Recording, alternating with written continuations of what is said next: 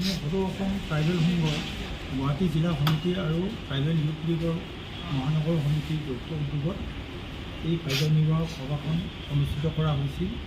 আৰু ইয়াৰ লগতে সংগতি ৰাখি যি আজি আপোনালোকক সাংবাদিকসকলৰ লগত সংবাদমেলৰ আয়োজন কৰিছিল, যে আমাৰ মূল কথাটো আছিল অহা 19 তাৰিখে PWD convention and training centre হলত গুৱাহাটী জিলা ট্ৰাইবেল সংঘৰ দ্বাদশ ত্ৰিবাৰ্ষিক সাধাৰণ অধিৱেশন অনুষ্ঠিত কৰা হ'ব।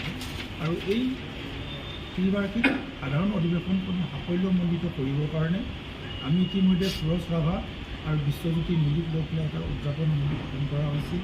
আৰু অন্যান্য শাখা সমিতি আছে, আৰু এই শাখা সমিতিয়ে পূৰ্ণক্ৰমে কাম কৰি আছে। আৰু আমি আমাৰ যি অতিথিসকল, অতিথিৰ নিমন্ত্ৰণী ইতিমধ্যে আমাৰ শেষ হৈছে। আমি এই 19 তাৰিখৰ কাৰ্যসূচী সফল ৰূপায়ণ কৰিবৰ কাৰণে আমাৰ তাতে ডেলিগেট ছেশ্যন আৰম্ভ হ'ব। ডেলিগেট ছেশ্যন আৰম্ভ হ'ব আৰু ফ্লেগ হোষ্টিং আছে আমাৰ। তাৰপিছতে আমি মুকলি সভা আহ্বান কৰা হৈছে।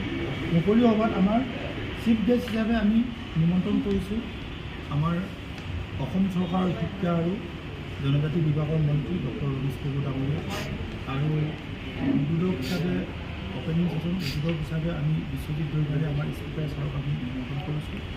আৰু স্পেচিয়েল গেষ্ট হিচাপে আমি PG ব্ৰহ্ম ছাৰক আমি নিমন্ত্ৰণ কৰিছোঁ। আৰু অন্যান্য আমাৰ জনজাতীয় নেতাসকল থাকিব।